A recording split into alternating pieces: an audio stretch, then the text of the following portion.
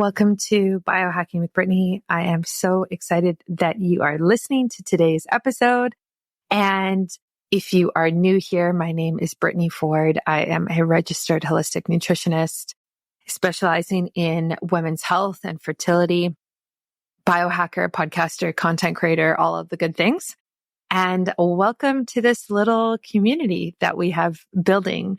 My podcast is in the top 1.5% in the world, which is wild. And I'm just very, very grateful for it. So much so, today is actually the first time I'm recording in my new house, in my new office. And mind you, this office is painted like bright baby blue. It was a kid's room before this, and there's boxes and stuff everywhere. But I am so happy to be here. So happy and so grateful to be here. You know, if you're new, I have been thinking about moving for a very long time. And my husband and I, Ryan, we've been discussing our options and where we want to go and what we want to do. And it's kind of a story in itself, but essentially we moved to a smaller town, closer to family, more in nature, a very biohacker thing to do. And as we have a baby on the way, it kind of just shifted our priorities and accelerated the decision. So I'm very happy so far. I'll definitely talk more about it in the future. I'm going to do a couple of episodes, I think, on creating a healthy home and biohacking your house.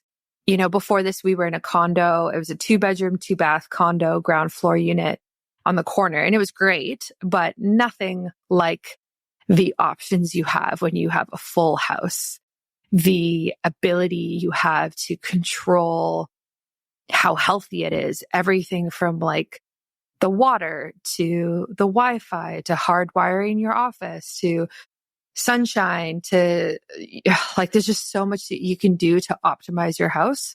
And I just can't wait to dive into it and share about it. We're going to do like a little veggie farm, and herb farm, a sauna, a home gym, a bunch of different things.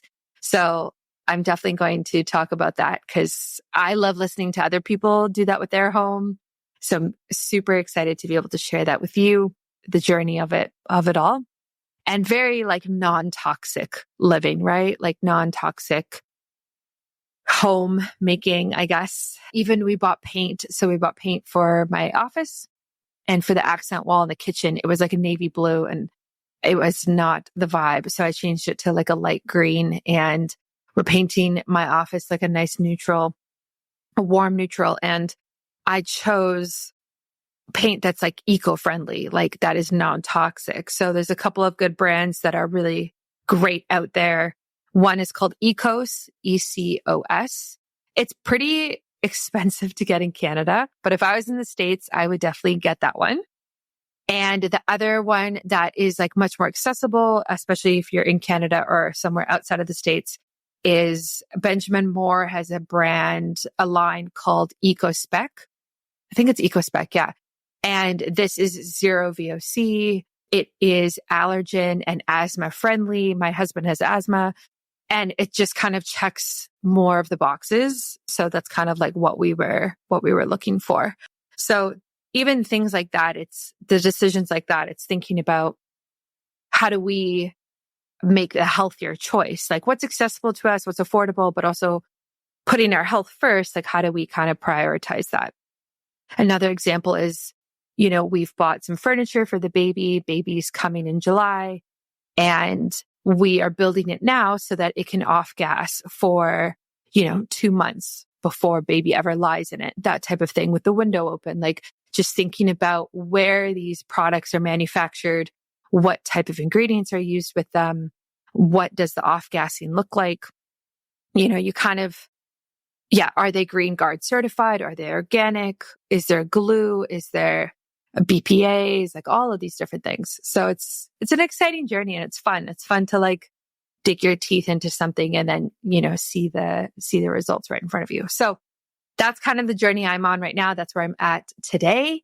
And this episode is a great one. But before we get into it, I'm going to read the DM of the week. This is a new feature that I'm decided that I'm doing, at least for now. Sometimes people just send me the best DMs and I just want to share.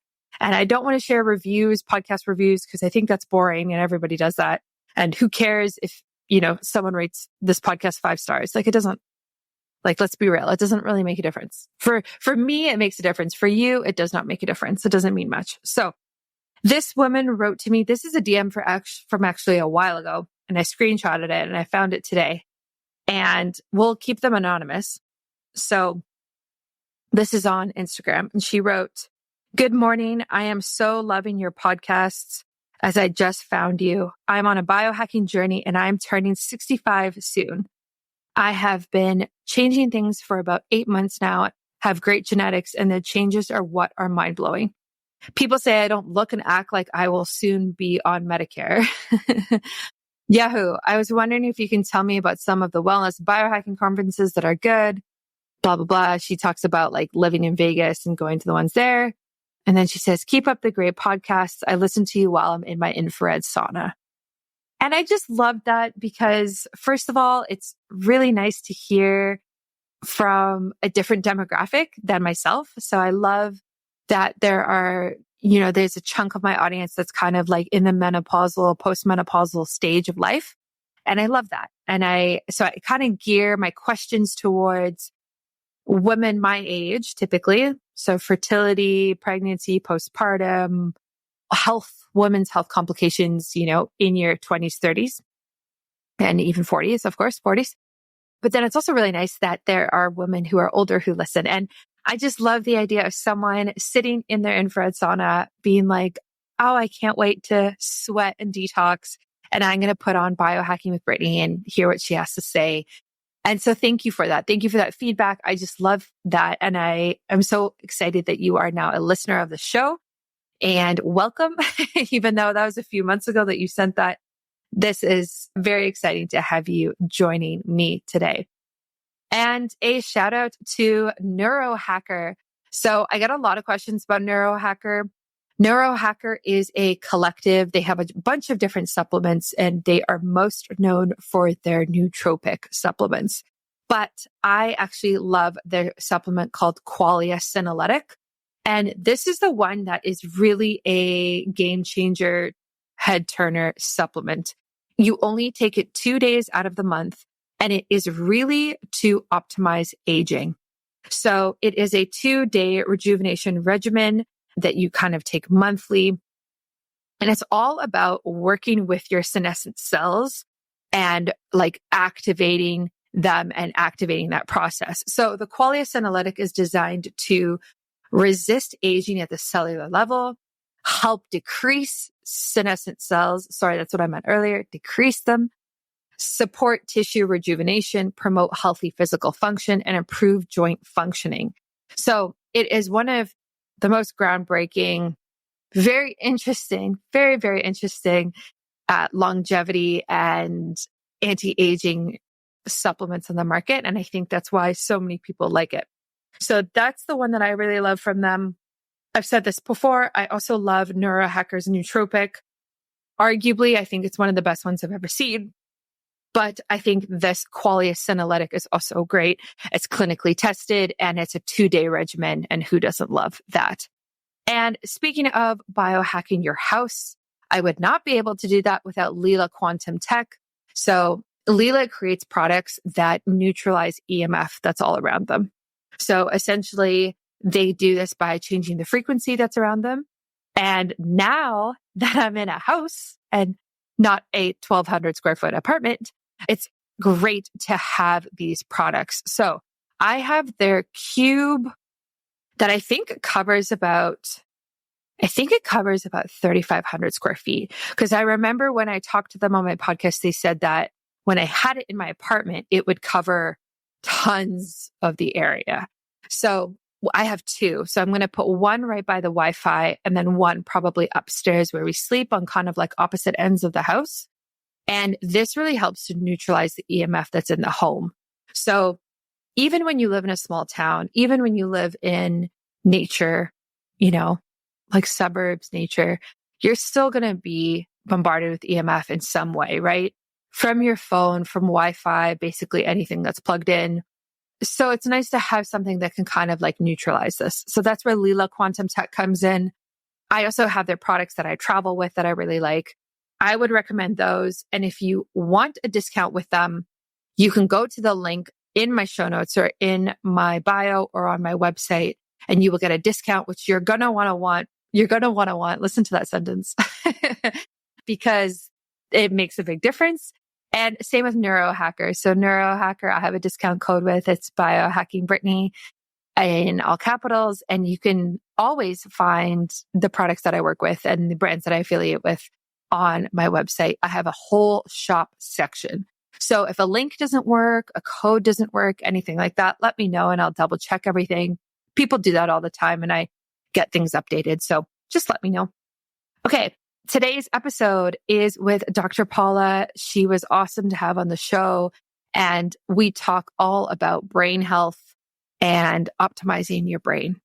So we talk about neurofeedback, brain mapping. We talk about Chinese medicine and East Asian medicine and how can we really use that for women's health specifically. So we talk a lot about pregnancy. We talk about menopause and just these different ways that we can connect hormones to brain mapping, to neurofeedback, and what we can do to optimize the female brain, which is very, very interesting. So I love this discussion. We really connected the dots on different things. And I've done neurofeedback before, so it was really interesting to hear her take on what I've done and what she recommends. And she is a wealth of knowledge. So I'm super grateful for her coming on the podcast today.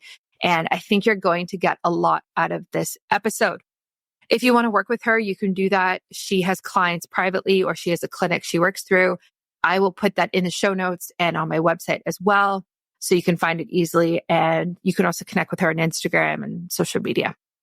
Enjoy this episode and I will catch you on Friday for another one. Welcome to Biohacking with Brittany. Thank you for tuning into today's episode. I am thrilled that you are joining me and I'm very excited about today. This expert was a recommendation from a dear friend of mine, and we are going to dive into all things neuroscience, East Asian medicine, biohacking, obviously, specifically women's biohacking and Chinese medicine. And I am being joined by Dr. Paula Koberda, and she is a doctor of acupuncture and Chinese medicine. She has extensive experience in brain mapping and neurofeedback. So we're also going to dive into that and really just discuss cognitive capabilities, overall wellness, and her techniques in the holistic health and kind of brain space. So Dr. Paula, welcome to the show. Thank you so much. It's a pleasure to be here. Yeah. So I would love to start with neurofeedback and brain mapping. I feel like this is something that I know a little bit about. I have some experience myself, but it's not something I've necessarily dived into my podcast deeply in any particular episode. So how did you first kind of get started in that space and like becoming an expert in that space? You know, it's really a funny story because when I was younger, I actually had a deep aversion to neurofeedback. And this isn't because it's not a good modality. It's mostly because when I was 17, my dad is a neurologist. So he got into neurofeedback. He was tired of prescribing medications to his clients and feeling so limited. And when he learned about neurofeedback, he decided to implement it into his clinic. Wonderful. And he trained me and my siblings how to do it. And it's really cool. And I thought it was really fascinating. But I think that starting so early and feeling like, oh, you know, this is something that you have to do with your family, it made me not want to do it. Yeah, I want nothing to do with feedback. It's not for me. It's just something that my dad was really into. And then I started studying psychology, getting really into holistic health and wellness, diet, acupuncture, and the neurofeedback kept popping up for me. And it just felt like a part of the identity of what my family does, what I was brought up with. And then I started to, something clicked in me where I realized that there was so much potential in what it can do in conjunction with like a well-rounded approach to training the brain, but also implementing diet, implementing biohacking, implementing other technologies and resources to really make this a powerful tool. And around that time, I started working for 40 Years of Zen. And that really opened my mind to more of the capabilities of that. And then that aversion that I mentioned earlier, where it felt like, oh, well, I'm a kid that's, being pushed into something I'm not sure that I want to do. Suddenly I had this aha moment where, wow, this fits into my life. And then I felt gratitude for having that experience and being able to start so early on, because most people are exposed to neurofeedback later in life as professionals already doing something else, very much like my father was working clinically as a neurologist, and then he found out about neurofeedback. So I think to me, it's funny how you go from one perspective and then your experiences make you shift. And then you start to experience this gratitude for something. Yeah, absolutely. I imagine like just having you be exposed to it when you're a child or younger, and really thinking about, do I want to incorporate this in my career? Because like you said, most people kind of have an aversion to what their parents do, but then they come around to it. But what a blessing to be exposed to something like neurofeedback. I couldn't imagine having a childhood like that. That's really, really special. So, for those listening who maybe have never done neurofeedback or never even heard of that term, how do you typically describe it and explain it? And maybe if you could give an example. Yeah, absolutely. Neurofeedback is essentially brain training. It uses the premise of operant conditioning in order to teach your brain to regulate itself. And this is where it has a step up over medications in a lot of cases, because when I was working, so I worked clinically and in peak performance settings, utilizing neurofeedback and other tools to help people reach their goals. And in the clinical setting, a lot of individuals would come into the office who were on so many medications. They were overwhelmed by taking these medications. And their goal was to reduce that and be able to have more control over their lives and over their brains. And because neurofeedback teaches you to regulate your brainwave activity, it does a lot of what your goal is with medication without actually having to take a pill that goes through your digestive tract, bypasses the blood-brain barrier. I know all of these organs have to be infiltrated before you finally get the intended result. And in terms of mechanisms of action, essentially what you are doing is you have brain-computer interface. And what that means is you have the client or the patient, and they have a EEG cap on their head. And this is a cap that looks very much like a swimming cap. And it has a certain number of electrodes. Most clinics will have 19 electrodes. And these are sensors that touch your scalp in different areas on your head that correlate with brain regions that you want to train. And on this cap, there's a wire that connects to the computer. And it collects the data. So nothing is being sent to the brain. You're not being zapped. So I always have to tell clients, we're not doing mind reading. We're not zapping you. We're just collecting electrical brainwave data.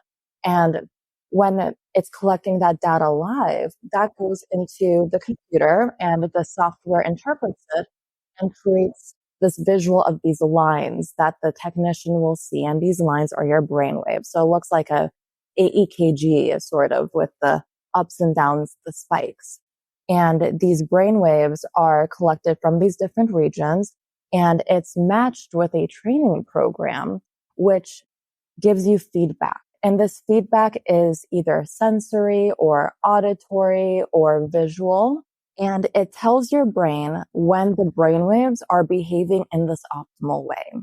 And this optimal way is set by the criteria that the technician puts in, which is usually overseen by a psychologist, neurologist, like a professional that knows how to select these regions, and also depends on the patient and their goals.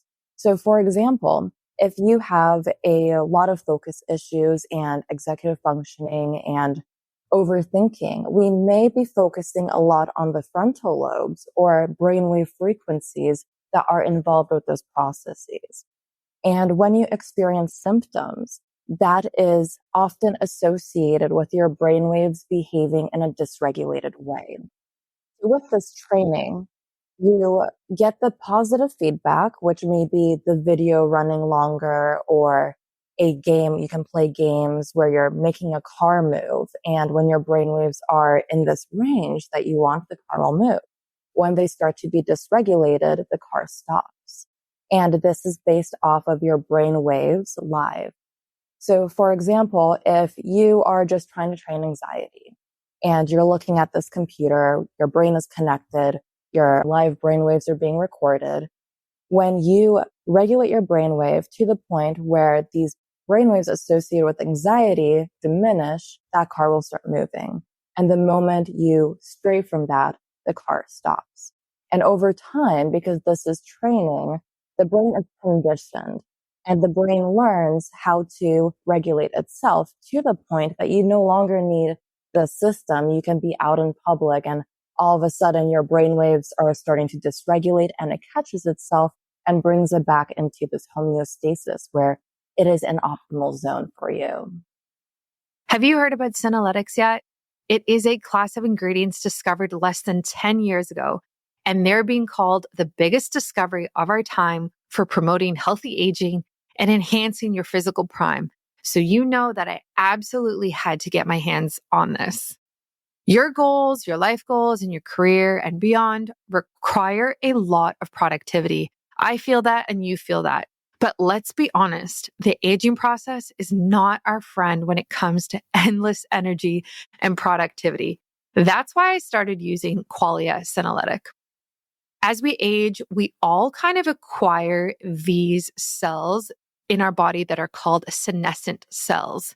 They cause symptoms of aging that we both feel: aches, pains, slow workout recovery, sluggish mental and physical energy, and everything kind of associated with that. They're also known as zombie cells. Basically, they're old and worn out and not serving as useful of a function as they once did. So we can take something like Qualia Senolytic, which helps remove these worn out senescent cells to allow for the rest of our cells to absolutely thrive. And one of the best parts is that you actually only need to take this supplement 2 days out of a month. So I like to do this once every quarter. So I'll do 1 month every quarter where I take these supplements just to really clean out the house, to sweep out all of the old zombie cells and really create space for the healthy new ones to absolutely thrive. And you can do the same. You can resist aging at a cellular level just like I am by using Qualia Senolytic. Go to neurohacker.com/Brittany for up to $100 off and use my code Brittany at checkout for an additional 15% off, which is huge. That's neurohacker.com/Brittany, spelled BRITTANY, for an extra 15% off your purchase. Let me know what you think. It's also linked right on my website in the show notes, so it's super easy for you to use. I love that definition and the way that you explained that. So I've only done neurofeedback once, or maybe it was twice. It was a while ago. And it was exactly like you described. However, I was watching a movie and I think it was like Harry Potter or something. And the way that the test was, it was if I could make the video fill out the screen and larger versus being smaller. So that it would change the size as I was watching it. So it would be way more fun to like do a car or a game or something like you're describing versus like just the image changing sizes.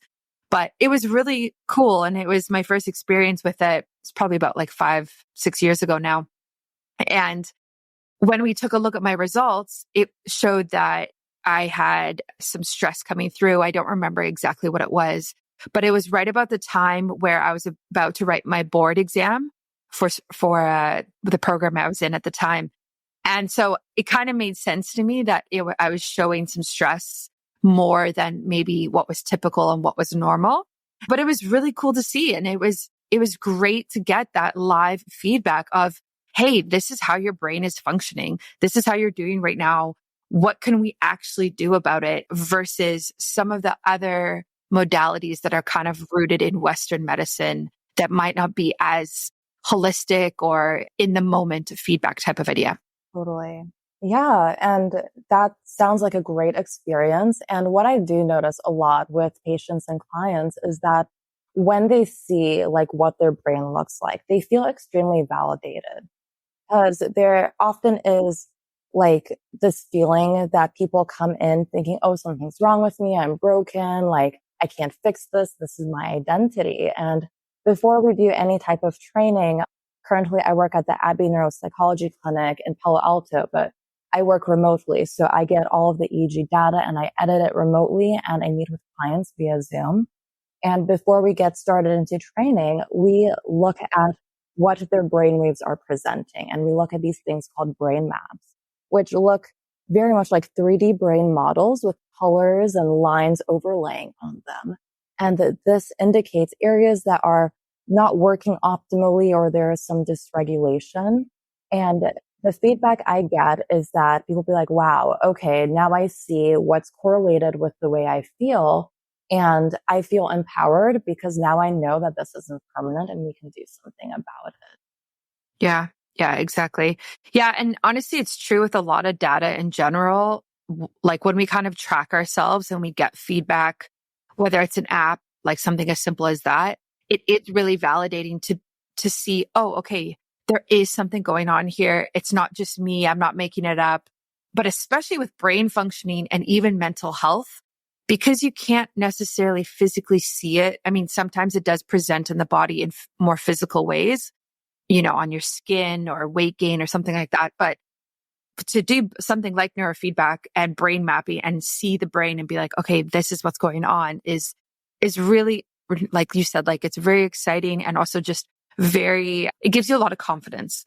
So I'm curious when I'm sure you see so many brains every week.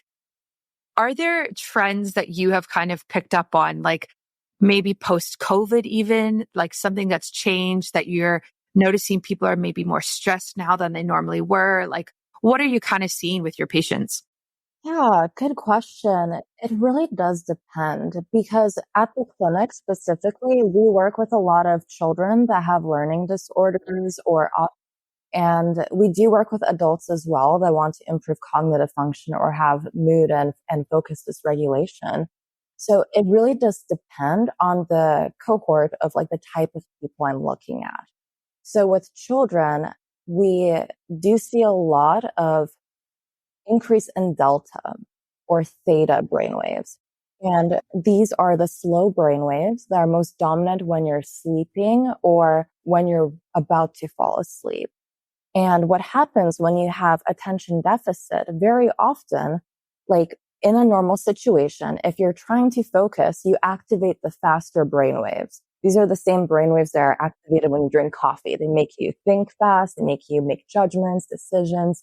A lot of your cognitive mind is in these faster frequencies. And normally we would activate those. But what I often see with children and individuals, adults with attention problems, is that they have a dominance in these slower frequencies. So when they try to focus, instead of being alert, they get drowsy. Additionally, with high performing individuals where you would think that their brains would look fantastic, a lot of the times they do not. And my experience in 40 years of Zen is that we have worked with a lot of high performing athletes and CEOs, actors, and people who are just on top of their game. And they come in to the program because they want to improve wellness or peak performance, etc. But we often see that their brains are starting to show burnout on a brainwave level. And how this looks like is often having too much going on in the faster frequencies and also depletion in the slower frequencies. So when the slow frequencies are depleted, that often indicates maybe your mitochondria aren't working so well. Maybe you're overusing your energy. You're not sleeping well. Your metabolism isn't optimal. So thyroid conditions can present that. And when the fast frequencies are overused, that's really that, like, think of drinking a lot of coffee. You're overstimulated. You're thinking too much. You're stressed. You can be irritable. And in a way, to be successful, a lot of people have to not sleep very well, work late, burn the candle at both ends. But that does lead to this burnout. And that's why they start looking for, okay, what can I do to optimize myself? Biohacking, eating healthier, getting a trainer, all of these, kind of searching for ways that they can maintain doing what they're doing. Yeah, that makes a lot of sense. And it's not surprising to hear that high achievers might show up with brainwaves that are actually indicating burnout. A lot of the time, not a lot of the time, but even when I'm in that mode of high achieving or there's so much going on in life in general, that type of thing, you can kind of feel the symptoms of burnout and you kind of just ignore it. Like you said, like you kind of just continue to have more caffeine or do these stimulating things. And so you kind of just push it to the side. But that doesn't mean that it's not showing up in your brain waves, right? Like you're talking about. And it doesn't mean that it's not going to accumulate over time. And then we have people who kind of use the saying of hitting rock bottom, or something big happens and they actually don't have the mental bandwidth to then be able to cope with that. So do you have people come to you who are at that point where they're like, oh man, I'm way past burnout. Like I can't do anything. Like, this is the bottom. Yeah. Yeah, we do have cases like that. And the brain often does change a little bit in that perspective too. Also, I like to see the brain as someone's fingerprint. So you will have parts of it that are unique to you and that will always be presented for yourself and your presentation. So for certain people, that may look different than others. But as a general trend, you do see that energy levels across brainwaves can become more depleted, or it can become more polarized, where the upper frequencies get extra use and the lower frequencies get even less energy. And that can be severe burnout. And also the brain controls everything in your body. So it's not just felt, as you know, like in the brain and in your emotions, it's felt in your body. It's felt in gut dysregulation. It's felt in your whole nervous system, maybe being in a sympathetic state, which is fight or flight, and you're not able to wind down and relax. So in those scenarios, maybe someone reaches for substances, or maybe someone looks for thrills, because some dopamine thrills, if if you reach a certain point in it, it can all of a sudden make you feel relaxed. So it's like this feedback loop of trying to regulate your nervous system. And if you don't know how, it's a lot easier to do it in a not very healthy way. Yeah. Yeah. I agree with that. Do you see any trends with women specifically?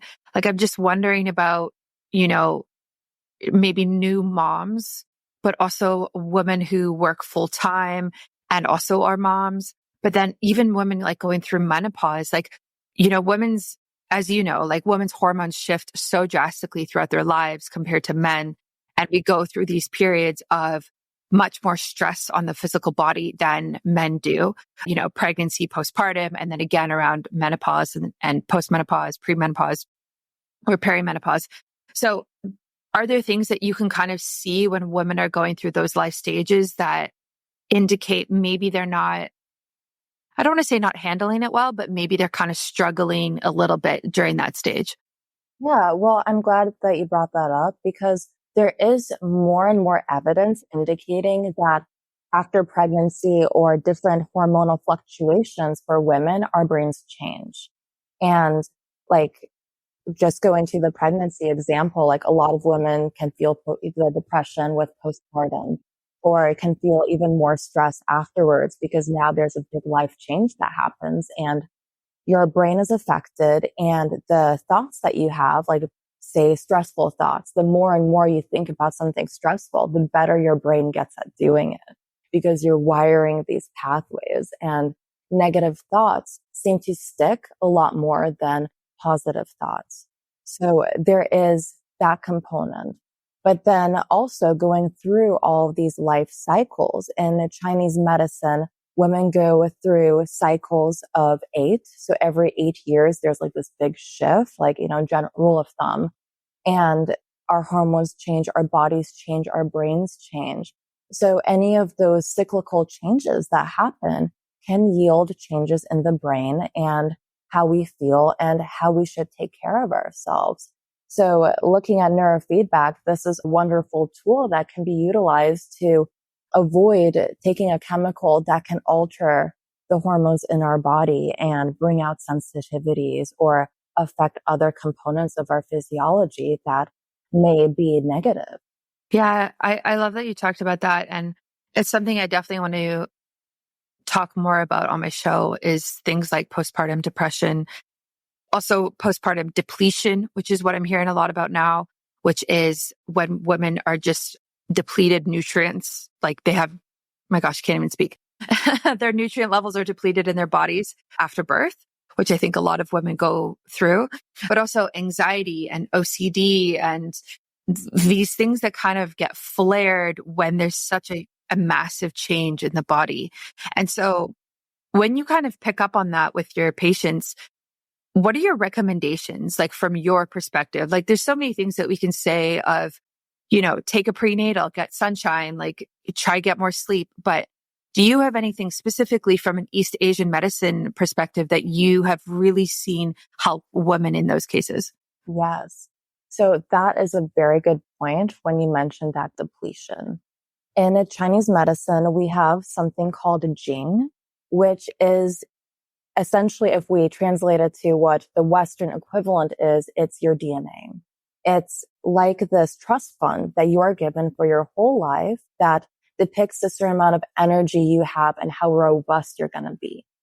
And qi is the energy you get from food, the energy that moves through your body, through the channels in your body. And that is something that can be replenished a lot easier. Jing is a lot more precious and we can lose it. We lose it every day just by living, unfortunately. So our existence depletes Jing, but there are also activities that deplete the Jing faster than normal.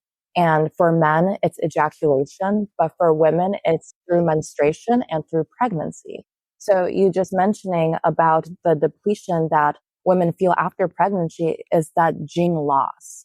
And the interesting conundrum, and I learned this during my acupuncture program, is we are all born with different levels of robustness, and that's dictated by the genes we get from our parents. So that's the gifts that we get from them. And some people have more of those than others, unfortunately. But if you know about how robust you are, you can take measures in order to protect that and become better off than you started. So a hack for women is that when you are pregnant and you are less of a robust constitution, if you do the pregnancy the right way, you can come out of that pregnancy stronger than when you started. And that's something that really interested me when I was in school, because the disclosure here is I am a weak constitution type. And that's what I learned through my own journey in acupuncture. And I am more sensitive. I am more prone to fatigue, and I need to be extra careful. But for me, I see that as a gift, because if I wasn't like that, I wouldn't have gone through all this effort to learn how to protect myself and nourish myself. So when I learned that, wow, you can actually become more robust after pregnancy, that triggered like an alarm bell in my head that like, oh, this is something really interesting to me. And that's empowering for women going through pregnancy, that you don't just become weak afterwards. However, like I mentioned, the caveat is you have to go through that pregnancy in the most optimal way possible to achieve that. Some of the tips to doing that, like you mentioned, like some are very generic, doing the prenatal vitamins and getting sunlight. Of course, you want to avoid stress as much as possible, which is easier said than done. But stress does have an effect on the brain. It does have an effect on the body. And what it does in a Chinese perspective is that it stagnates your liver qi. And smooth flow of liver qi, that is a meridian that goes through your body, really helps improve the overall flow of qi. And in Western society, most people are actually stagnant in their liver meridian. And that leads to frustration, irritability, more stress, more propensity to want to drink caffeine or alcohol to help relax and move that chi, even though that's a short-term fix. So back to pregnancy, we want to, one is the stress. We want to be able to be observant of our emotions, because it's not just the stress and irritability that can weaken our systems. It's also an excess of any emotion. So excess excitement, excess sadness, fear, and worry, all of those can over time deplete your system.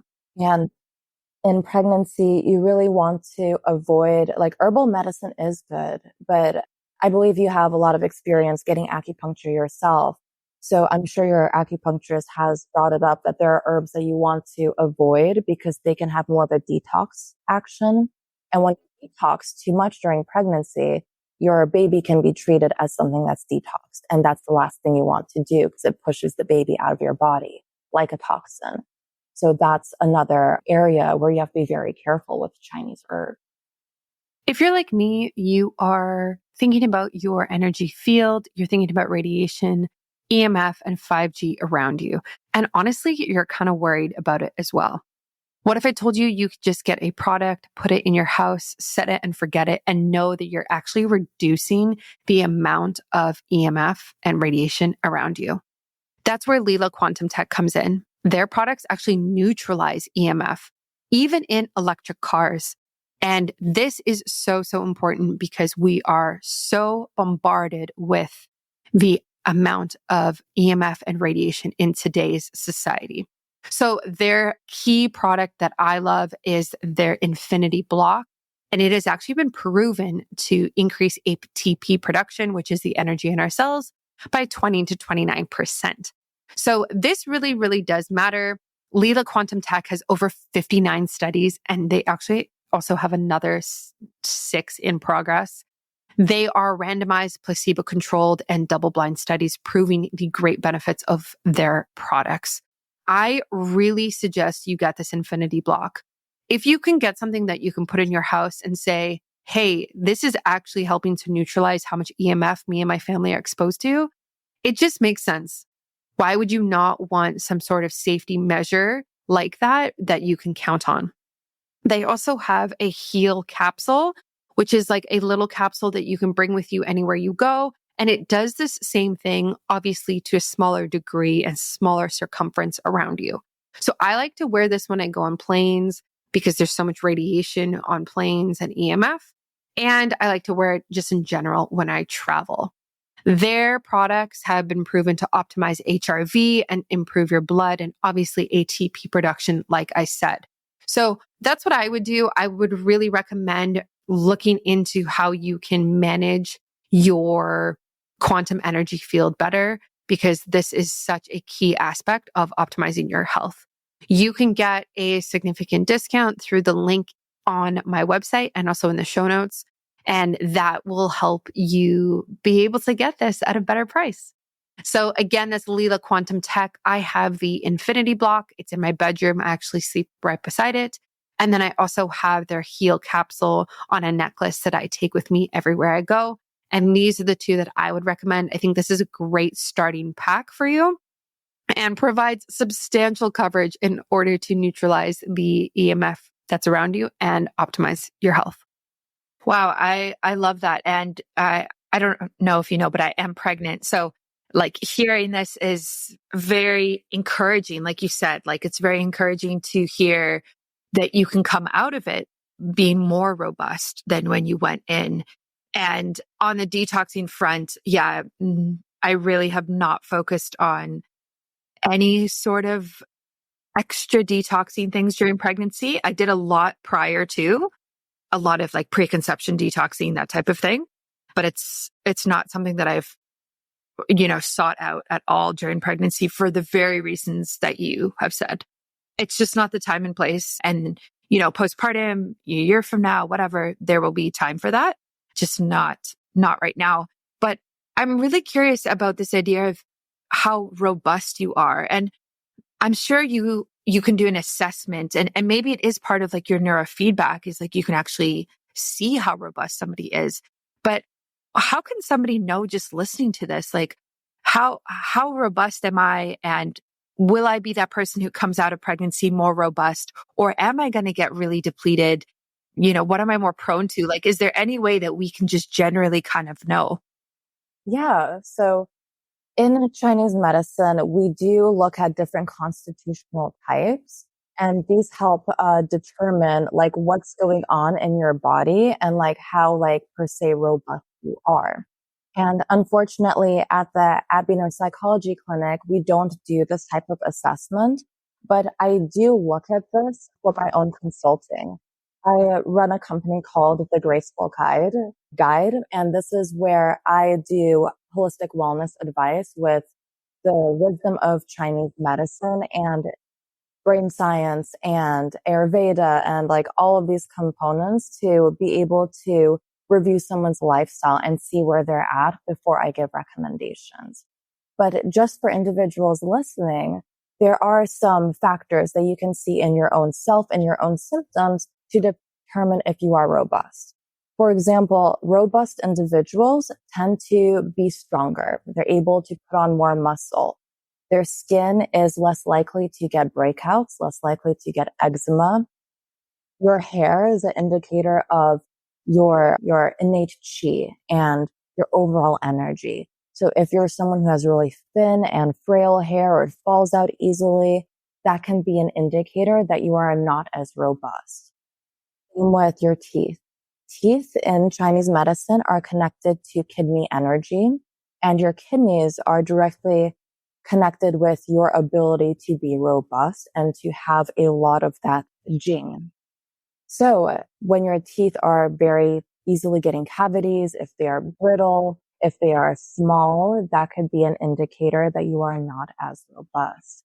And overall, just looking at your energy levels, if you find that you get tired easily, if you find that your digestion is weak, you get bloated easily, you aren't able to form solid stools and you tend towards loose stools, that can also be an indicator.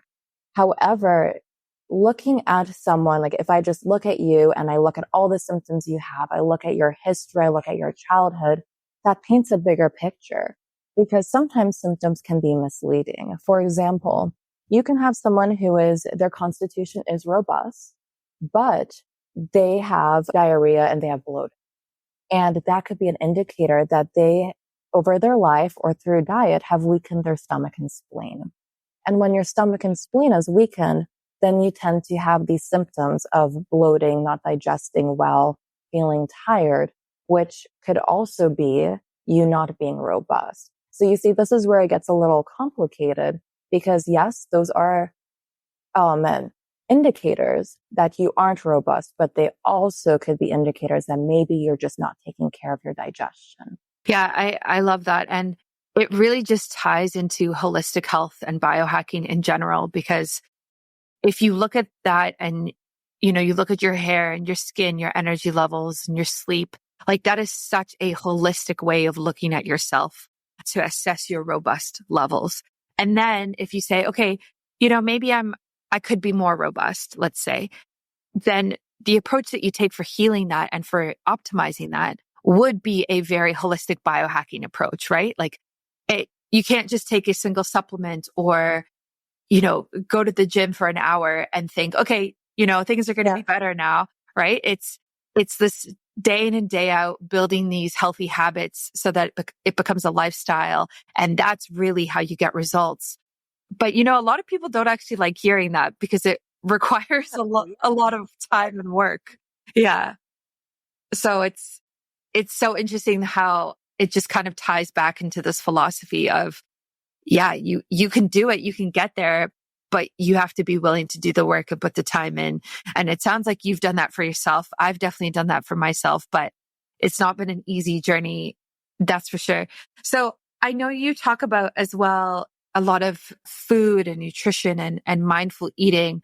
And I love this. I am a nutritionist as well. And so I see this a lot when I deal with people or even in my own family. But how has like the Chinese medicine approach really changed how you view nutrition and diet specifically?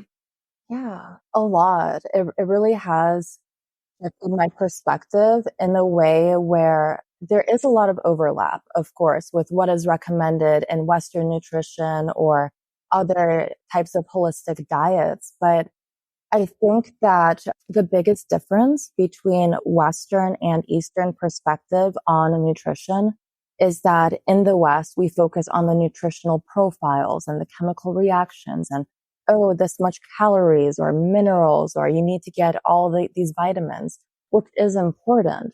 But I like adding the balance of Chinese medicine where we look at the energetic properties and we look at what's appropriate. So in the Western perspective, there's often like superfoods, like eat turmeric or, this other type of fruit, vegetable powder, whatever. And this is a superfood that will fix so many symptoms. And in Chinese medicine, we just see, okay, let's look at turmeric. Turmeric it's an herb in Chinese medicine as well. And it has properties and effects on the body, and it can be appropriate for some people, but it can be inappropriate for others. And one of the effects for turmeric is that it helps move blood.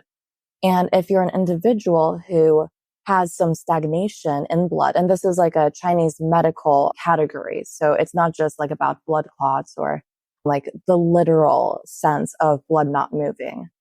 So if you're someone who has too much movement of blood, you do not want to take too much turmeric because it'll exacerbate that. But if you have stagnation, it can help that flow, and that can help create these effects that people see as maybe better energy or better cognition and overall improving their health. And this is also the reason why sometimes someone will take one supplement and feel like this is the best thing ever, and someone else will be like, well, it didn't move the needle for me, and I don't think it's that great.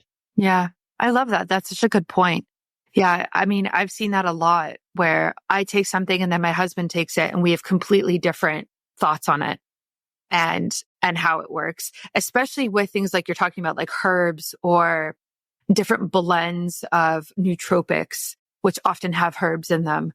He will love something and I won't, or vice versa. So I find that very interesting. And honestly, I love the idea in general of mindful eating. I think that it's something that I don't see it a lot. And now that we're having a kid, I'm thinking about it a lot more because there's so many things that you're told when you're a child about your food and how you're supposed to eat. And I've started thinking like, okay, what approach do I recommend? Do I think is best? Right. So in my family, it was, finish all the food that's on your plate before you get up from the table. But my personal belief right now is I don't necessarily agree with that. Like if you're full, I don't think you have to eat all of the food that's on your plate. And so, yeah, do you ever kind of work with clients in that way of educating them on almost like intuitive eating, which I know is like kind of like a hot topic as well, and how they can kind of tap into that more? Yeah, I'm really glad you brought that up as well, because this is something that I see a lot, like in women and also men. I just think that women talk about a lot more is these beliefs that are created around food at an early age that can lead us to disordered thinking about it. And I'm right there with you. In my family, it was the same thing. Like you need to eat everything on your plate. And my family's background is Polish. So my parents grew up in communism and they had to wait in line to get bread. Food was scarce. So it was really a privilege to get this food. So a lot of that mentality does go over where like you shouldn't waste food. And I was someone who didn't have a big appetite as a kid. And I think that mentality in myself created something where even now as an adult, I feel pressured to eat everything on my plate, but I learned to see that and be aware of it. So now I'm like, oh, well, I can put it in a to-go box and I can eat it later. It's not going to go bad. And it also teaches individuals not to trust their bodies. And our bodies are very wise. And the more we ignore the messages our bodies tell us, our bodies can stop doing that. So for example, with overeating, when your body is telling you, hey, I'm full, stop eating, and you're still binging, eventually your body will be like, okay, well, I'm not going to tell you anymore. And and you keep binging and these cycles form. And people with binge eating disorders, they have to relearn what is a real sensation of hunger? What is a real sensation of fullness? And you can get into the components of insulin and ghrelin and, the chemical and physiological reactions in our body. But what it comes down to, big picture, is that the mind and body are disconnected and you're no longer listening to the wisdom of your body. Yeah, exactly. I think you're so spot on. And I see that in my husband a lot. This idea of let me finish everything that's on my plate. And he also eats very fast as well. And so I'm constantly trying to nudge him or remind him in different ways of like, slow down. It's okay to put your fork and your knife down in between bites and like finish what's in your mouth. And I always say to him, like, it's okay to leave food on your plate. Like, we can put it in the fridge. We can give it to the dog. Like, it's going to be okay. You don't have to eat everything. Whereas I am very like, I will stop eating when I'm full and I don't care what's left on the plate or not. And it's taken me a while to do that. And actually, speaking of pregnancy is such a good test for this, because the recommendations generally are like, as you go through trimesters, you're supposed to be eating more and more calories. And then in breastfeeding, you're eating about 500 extra calories a day is the recommendation. Now, I don't necessarily follow that. My approach has been, when I'm hungry, I'm going to eat. And I'm naturally hungry more often. So I would assume that I'm probably eating more calories right now and more food right now than I typically would. So I don't worry about it too much, versus like, oh, I need to eat more. I'm going to just, stand in front of the fridge and snack for an hour. Like, if you've seen all those videos on social media when women are pregnant, they just snack so much. But I prefer to take the intuitive, mindful approach to it, because again, it's listening to my body, what my body needs, and not taking this blanket approach of, cool, I need 500 extra calories. Great. Let me just do that. Like, no, every person is unique and we need to be treated in that unique way. Yeah, I agree. And also, calories are absorbed in different ways in the body. So you could eat 500 calories, but if your body isn't absorbing it, it doesn't matter that you ate that anyway. So your approach sounds so healthy and fantastic. I also want to point out that the typical weight gain during pregnancy, like a lot of women feel like they have to eat so much and they gain so much weight, and then they have body shaming afterwards because they feel bad for gaining that weight. And perhaps like these recommendations are making women think that they need to eat more than they have to, because you actually don't have to gain that much weight during the pregnancy. And if you start out at a healthy weight after pregnancy, if everything, is done in a healthy way, getting back to that weight would not be as big of a struggle if you didn't do, the binge eating and thinking that you need all these extra calories. Yeah, absolutely. Yeah, the weight changes are interesting to deal with. Like, I started gaining weight really fast in my pregnancy, and I was very shocked by that. I was very, very shocked. And I was very sick in my first trimester for about 6 weeks. And ever since then, it's been great. But it was such a mental shift for me to accept that. But again, I got to a place of, A, I stopped weighing myself because it wasn't good for my mental health. And B, I said, I'm living a very healthy life, as healthy as I can. My body is going to gain the weight that it needs for this pregnancy. And so I'm not going to over worry about it or over stress about it. But mind you, I'm not, at McDonald's drive through every day, like I lead it, right? So I'm being very healthy. So I respect my body and what it's doing for me, but it is a very complex topic and very difficult for women when it comes to weight during pregnancy, of gaining too much and then losing it. And then all the stigma around that of, postpartum and bouncing back, the bounce back culture. The pressure from social media, definitely. Exactly. Is so toxic. And so, I mean, I haven't gotten there yet, so I can't necessarily speak to it right now, but man, I just see so many of my friends going through that. And I going back to neurofeedback, I could only imagine their brains like the stress from that, right? Like looking in the mirror, having a newborn or a new baby, and then also being like, wow, like I want to lose this much weight so quickly. And it's like, man, your body is just going through so much right now, you know?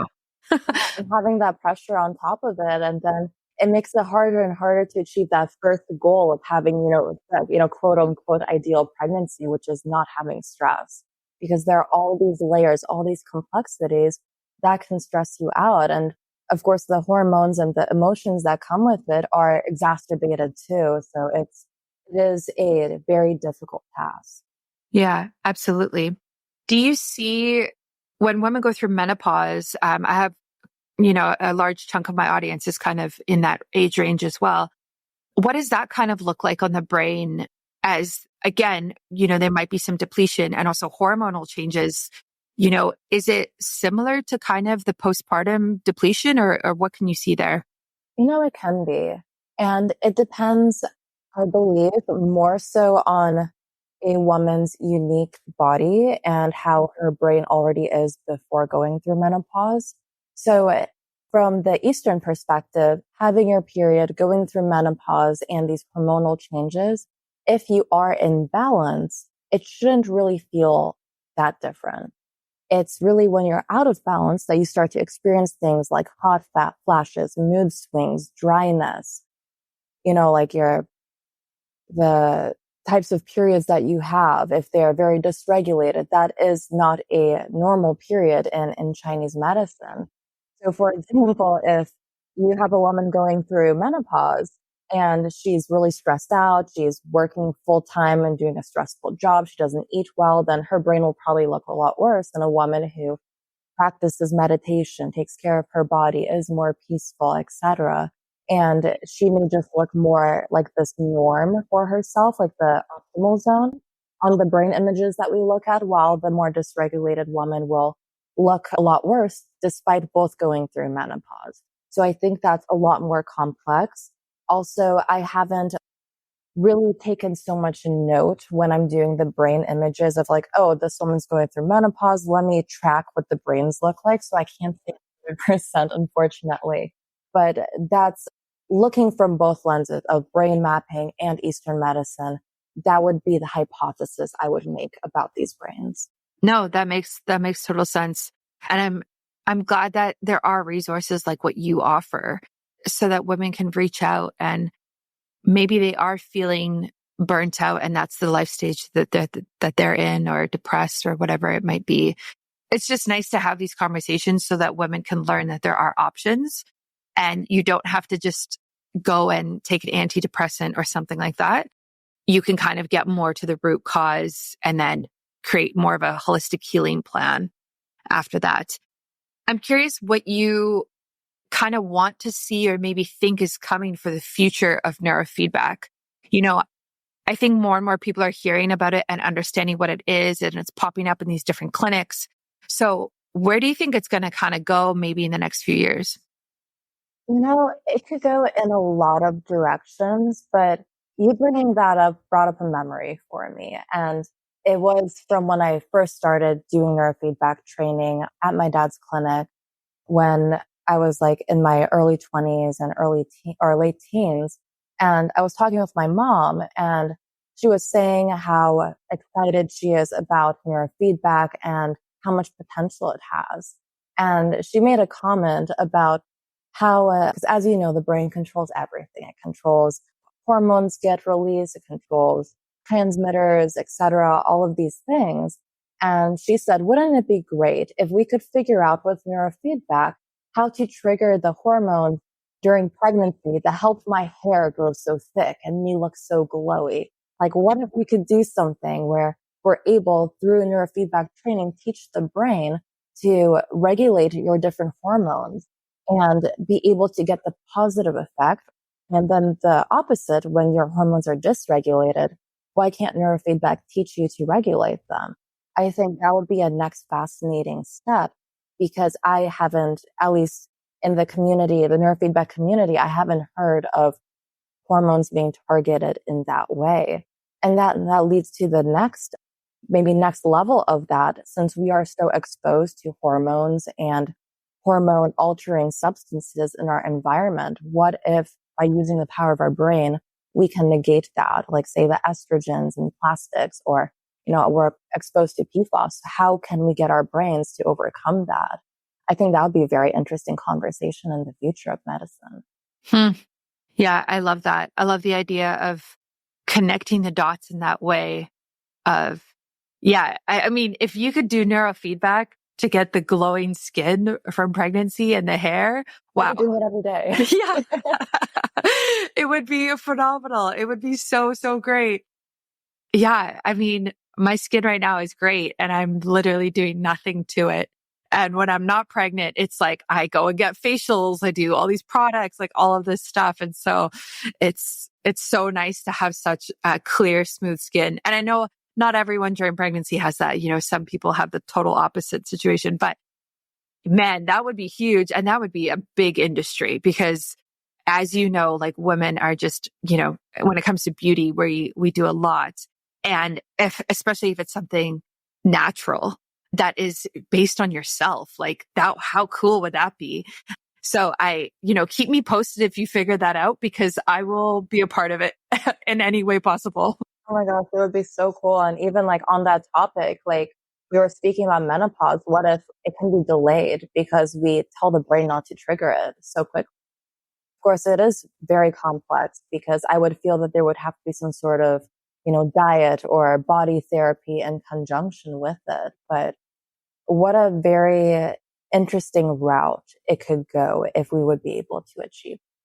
Yeah, exactly. And I think we're moving into that space of kind of like combining these different modalities in new ways and new frontiers, which is very exciting as a biohacker, right? Because you understand the hormones and then you understand the neurofeedback. And then to put it together is like, oh, wow, this is really juicy. I'm excited. Yeah.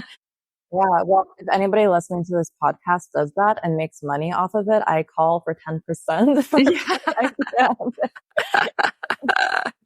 Yeah, you heard the idea here first. So yeah, no, I love that. Maybe I'll keep an eye out for it and I'll let you know if I see something come up. Awesome. So if anyone listening wants to work with you and maybe do neurofeedback or from a Chinese medicine standpoint, how can they do that and how can they connect with you? Yes. So it depends on what option you're looking for. So if you are interested in neurofeedback and doing cognitive training, I would reach out to the Abbey Neuropsychology Clinic in Palo Alto. So the website is abbeyneuropsychologyclinic.com. And that would include vision training, executive functioning. So if you're an athlete, if you want to improve your abilities in the field, you can do that. We also work with concussions, movement technology, etc., but also neurofeedback training for any category of neuropsychological distress. So anxiety, focus, etc. Any of that can be targeted. However, if you are looking for something more like holistic wellness advice and coaching and assessing how robust you are, as we talked about earlier, and formatting a lifestyle plan that is it's more intimate, it's more one-on-one, you have more access to me, then that would be through my small business, The Graceful Guide, and that's thegracefulguide.com, or you can find me on Instagram with graceful_guide. That sounds perfect. I will put all of that in the show notes so people can easily find you and on my website.